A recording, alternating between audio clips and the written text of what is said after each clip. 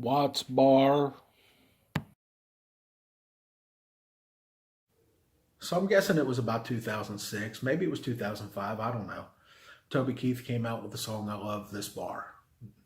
I changed the words because I do love Watts Bar. Our club used to go there at least once a year, sometimes twice. And I really had a good time there. The first year that I was in the club, I think I finished second. That's where I came to love topwater. I had caught a couple fish on Rebel Pop R. Had a good time with that. But like I said, the club would go there once or twice a year, and I used to do pretty good, especially when we'd go in April, right around my birthday. Now, one thing is, you'll see all these trophies here. There's 5 trophies, and I feel like there's another one that I forgot. But of all the times I've won at Watts Bar, I've never been able to catch a fish in the same part of the lake, on the same lure, anything. It's always been different every time. A new spot, a new bait, the whole bit. So let's get into it. The first tournament I won at Watts Bar was in 2001. That was a lot of fun. This was in August. This was a kind of a strange thing for me because August, Watts Bar, it's hot, and I had caught some fish on top water. Nothing to write home about because Watts has did it have a 12-inch limit or did it have a 15? I can't really remember. But anyway, I'd caught some small fish on top water, nothing to speak about. I found a bluff where the Tennessee River and Clinch River meet, and on this bluff, I was throwing a 10-inch worm, red shad. I remember it was a Berkley power bait red shad worm. What's weird is I was throwing it on braid. I'm really surprised they ate it as good as they did. We didn't have fluorocarbon, at least I don't think we had fluorocarbon back in 2001. I definitely did not have fluorocarbon. But I would cast that worm parallel to the bluff and try to work it and find these little ledges.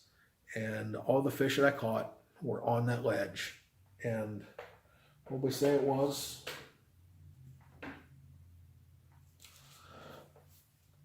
11.95 pounds. So it's a pretty good day, pretty good time. That's one of my earliest wins. It's definitely my earliest win on Watts Bar. My second win on Watts Bar, April, 18.25 pounds. This one was a blast. I'd actually went down. My parents had stayed all week. Easter was the week before this. And I think this was my birthday weekend. And whenever we'd go around, my birthday weekend was always just special. But my parents had actually gone down and stayed. They used to love to go there and camp, and they stayed there the whole week. So I went down Easter weekend, Good Friday, left. What a traffic jam mess that was. Got down there and had my little dog Buster, which I'll have to show you a picture of him here. But my little dog Buster, I mean, we were best friends. We were never separated at this time. We were always together. And he went with me, and man, did I have a blast catching fish. This is when I learned how to fish a Senko for the first time. And I caught a bunch of fish on that Senko. The problem was it was raining ridiculously. And poor old Buster, I didn't have a raincoat for him or anything, and he just loved to stand right at my feet. And he loved to lick every fish that came in the boat. But he got sopping wet, and it was a little chilly too. So I felt so bad for him. I'd try to get him and make him go under the console of the boat, try to stay a little bit warm, but he wouldn't. He'd go under there for about 2 seconds, and then he'd be right at my feet. I wished I'd have had a raincoat for him that day. I actually did. I had a spare rain jacket that I took off and put it around him. And that helped for a little bit, but he wouldn't stay in it. He's pretty hard-headed about those kinds of things. But yeah, sure, I do miss him. He was my buddy. But that was a lot of fun. The very next weekend was the tournament. Buster went with me. Of course, it wasn't raining this time. It was pretty much perfect weekend. And we caught all those fish on Senko and a baby brush hog. And basically, it's real close to that bluff that we were just talking about in August, probably about a mile and a half down, but really close to it. And just caught a bunch of fish. Had a really, really good time with a Senko and that brush hog. Just a blast.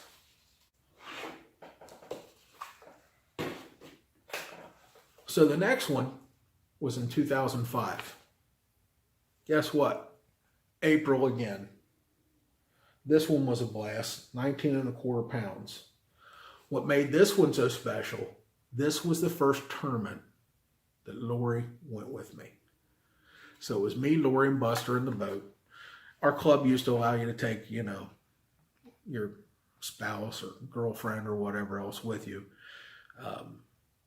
Because she didn't fish, you know, she would go work a crossword puzzle or read or whatever else. But I remember the guys in the parking lot at the hotel, she went in to get our suitcases undone. The guys were giving me all kinds of crap, telling me that I'm not going to catch any fish. They can't believe I took a girl with me. You know, your head's not going to be in the game. You're going to be thinking about that girl. Well, they're right to a point, because if the weather had been bad, I would be concerned about her. But the weather was nice, and everything was perfect. I caught a ton of fish. This is where I really got into the baby brush hog. I'd caught them on it before, but this trip right here just made it. This is where green pumpkin and pumpkin both came into play, mostly green pumpkin here. I caught all of these fish in a slough back by the Kingston steam plant on a riprap right by the interstate. There was a little stretch there of about 150 yards where they were just piled in there. And again, great trip, April, Watts Bar. Gotta love it.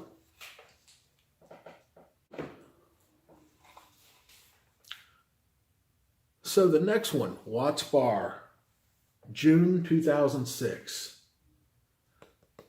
This one was totally different than any of them I'd ever fished at Watts Bar.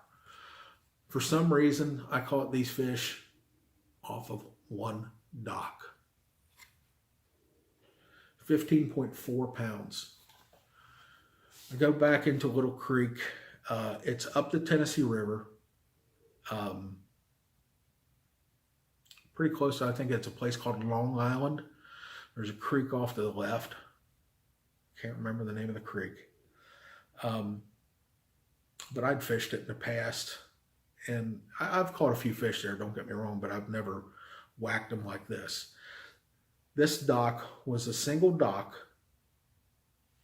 out the end on a point right next to a small little feeding pocket. When I say small feeding pocket, we couldn't have fished 3 boats in there at the same time.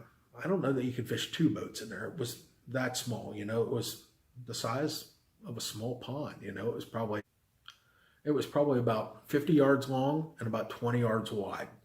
Wasn't a very big place at all. And then it came out to a point, and that dock sat on a point. So my guess is that all those fish had been in there feeding on crawfish and everything else after the spawn was over. Then they pull out and sit there in the shade of that dock for a little while, because I caught them basically about 9:30, 10 o'clock. After that, it was over. And they were all on one fish. And I caught every one of those fish on a red shad culprit worm, 7.5 inch.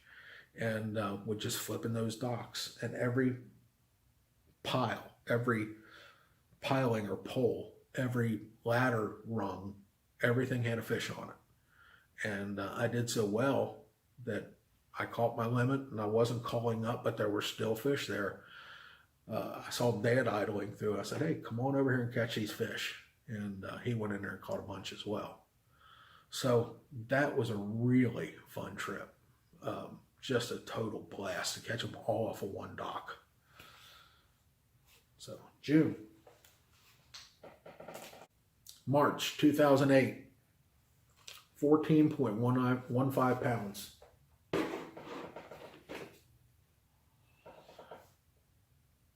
That one, again, a totally different spot. Kingston has a little city park with a bunch of boat ramps. And that's where I fished. I threw my little baby brush hog, flipped all the way around there, and it's real close to the channel, so the fish can come up and get on this riprap for the sun and warm themselves up, and of course catch the first crayfish that are coming out of hibernation. The water had been fairly cold, but warmed up dramatically because it was a couple beautiful days, and that was a great trip. I mean, you could just sit there and catch as many as you wanted. The key was trying to find some of the bigger fish, but that was a lot of fun. What was cool is I had conversations with people because they'd be picnicking or whatever, and here I am just fishing down this riprap. So that was a ton of fun too. But I guess you can see why I say I love Watts Bar. And the funny thing or the bad thing, I don't know if it's funny or bad or both. The fact that the old timers say that the time frame that I caught these fish and won these tournaments, the old timers say that time frame is one of the downturns of the lake. And now it's got grass in it, and they're saying it's phenomenal. And you know, I haven't been to Watts Bar in probably 10 years. I need to find a reason to go there. I wanted to go there and celebrate my 50th birthday. But the campground that my folks used to love to go to, that's closed down. And the hotels there close. You know, we've had some theft from there in the past. So I'm a little leery of going down there to stay overnight. You know, maybe I can find a little house to rent or something like that. But I definitely want to get back down to Watts Bar now that they say the fishing is good again. I'd love to be down there. But it's true. I do love Watts Bar. I can't say I've been over the whole lake because I definitely have not. I've probably been over about 2/3 of it. But there's a lot of areas I love. But yeah, it's true. I definitely do love Watts Bar. So that's it for this one. Thanks for tuning in. We'll see you the next time on Old School and Bass with Big Tim.